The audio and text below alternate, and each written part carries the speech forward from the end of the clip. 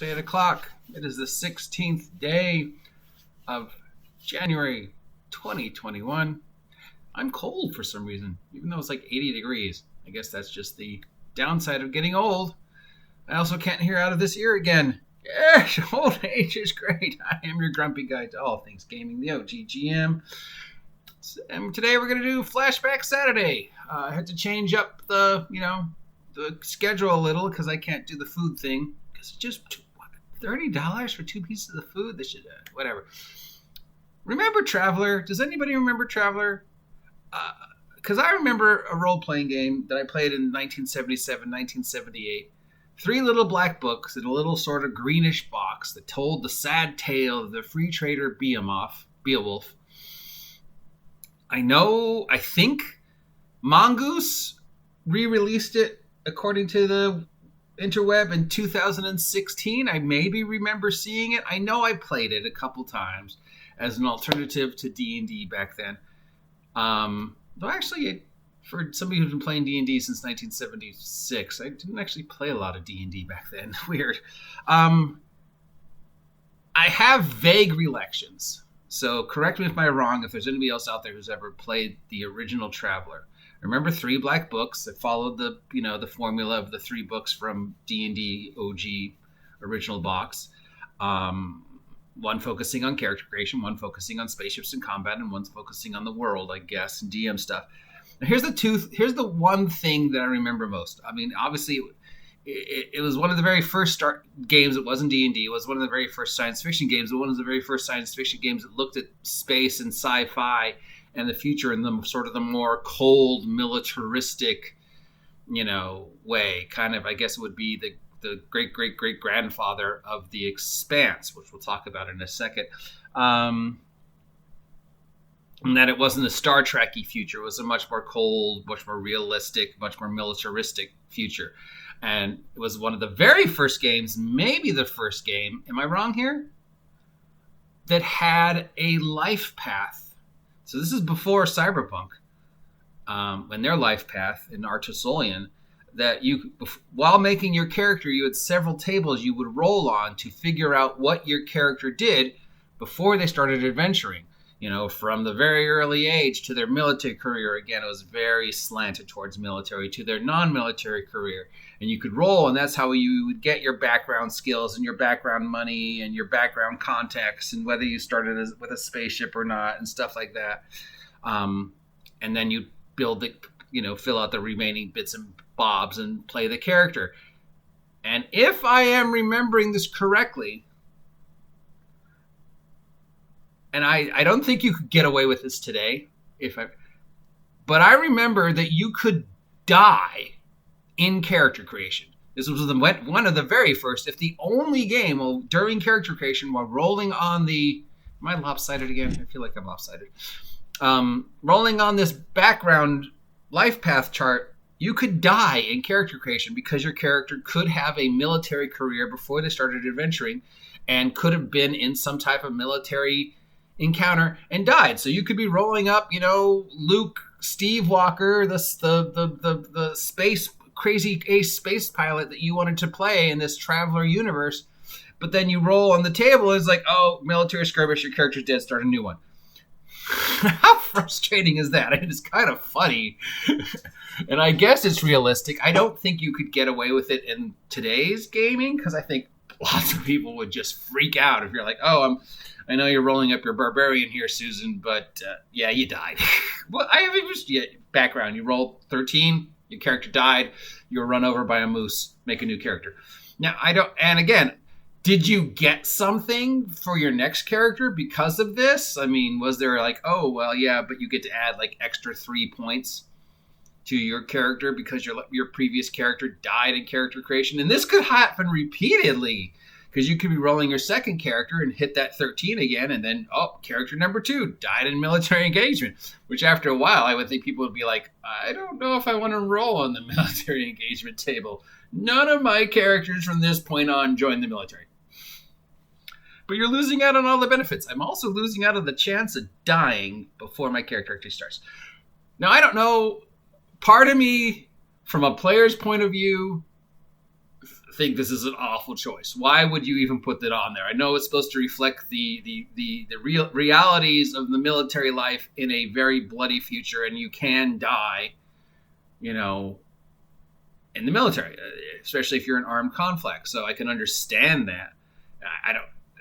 I can't understand. Me now finds that hilarious. I don't think you could get away with that now in a game. Is there any game out there that has that in character creation option? I think our thought patterns and the way we approach gaming is so much different than back then that if you did that today, people would just get upset. Or if you're like me, find it bloody hilarious. And I don't remember how I responded back then. If I got upset that my character died, or just like, oh, well, my character died in character creation. That was 2 minutes. I can make another one, right? And move along. And I don't remember if you got anything. I think if that horrible kind of outcome is on a life path, there should be something for your next character.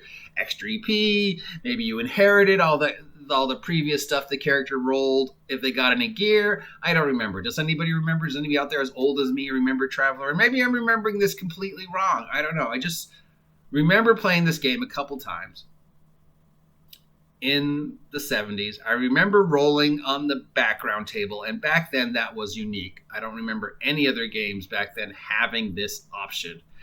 And it's still a brilliant option. More games should have life path background generators to help you develop who your character was. I mean, you don't just pop out at 16 with your sword or your blaster or your superpowers or your 6 guns and just go out ready to adventure. I mean, something happened along your life to make you go, you know, I don't want to stay home where it's perfectly safe and nothing's ever going to happen to me. I'm going to go out and risk life and limb every day armed with nothing but a stick because reasons. So, yeah, I think more games should have life path background generators, but I don't think you should have an option where your character dies before you even leave the incubator. That I find it hilarious. I don't know why. I think it's just ridiculous. I think it's a brilliantly stupid idea. I doubt anybody agrees with me.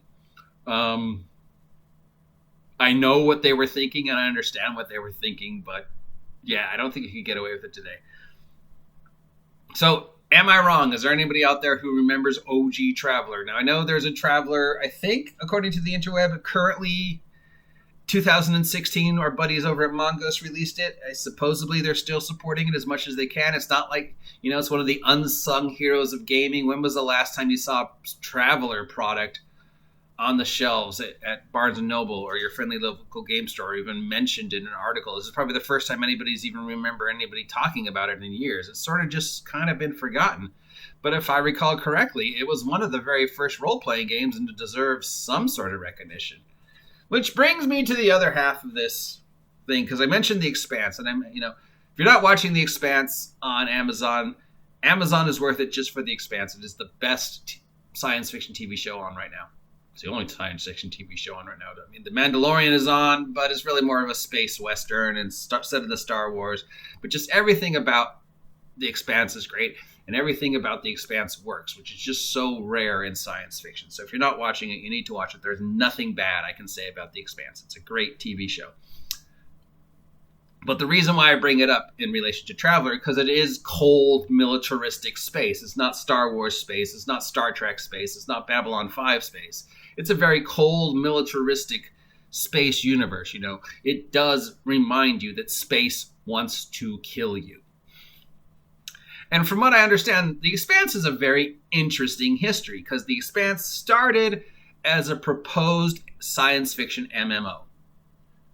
Never really went anywhere, but they had all this stuff. So the people that were working on it said, let's do a role-playing game.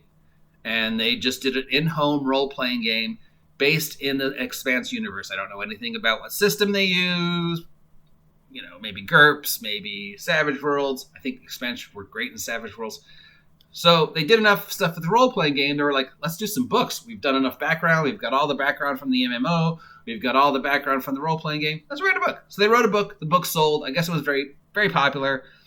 They were approached by Amazon's like, hey, you want to do a TV show?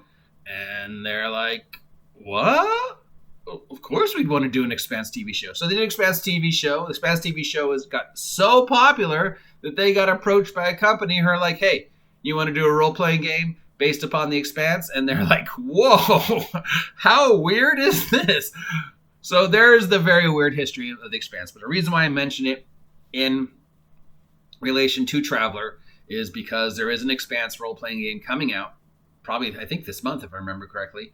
The Expanse Universe is great. The Expanse books are great. The TV show is great. And again, it presents that very cold, militaristic, realistic, quasi-realistic space, and it's a universe where your character could die. There's one episode where we meet a guy, and like by the end of the first 10 minutes of the episode, you think he's going to be this cool character that we're going to like know stuff about, but he gets spaced and he gets killed, and you're like, whoa. I guess he rolled that 13 on the character creation chart on Traveler because he died during character generation. So yeah, here's a little bit of a love letter to original Traveler, at least the way I remember it. It was a fun little space game. It was a nice break from the normal games we played back then, and it is unbelievably cruel. I understand what they did, why they did it. It makes total sense because space is deadly, the military is deadly, the future can be deadly. It's and it was the very first, as far as I remember, character life path background generation, and I just find it unbelievably hilarious that they would put that in. I love it. I don't know why. Maybe I'm just a sick bastard. You tell me. If I am completely wrong in remembering this, please let me know down below, because I'm looking at the Wikipedia obviously right now, and it's not really correcting me or not correcting me other than the dates, which of course it's Wikipedia, so you can never be 100% sure. I've wasted too much time talking about this game. If you can find a copy, check it out. I have no idea how much it would cost now. I assume the original ones would be pretty expensive, but the manga's one you could probably find for pretty cheap because I doubt it's selling very well. It's nice to look at how old games looked at, it's nice to look at what the 70s thought the future was going to be. It's like why we love watching 70s, 80s science fiction and, post-apocalypse and, zombie movies. It's just like, oh, this is what you thought the future would be in 2020? Boy, were you guys wrong. You thought the future you predicted was awful? Nope. Not even close to how awful 2020 really was. So yeah, Star Trek, you were wrong. I am your grumpy guide to all things gaming. I hope you appreciate this content. If you do, comment down below. Subscribe to my vlog if you haven't subscribed yet. Help me hit 300 subs by March and 500 subs by August 4th, 2021, my birthday. You'll have to buy me presents. And I will talk to you later. Yes, I rolled 13. Oh, my character just died. But we're not finished. Do I get something? This is... What?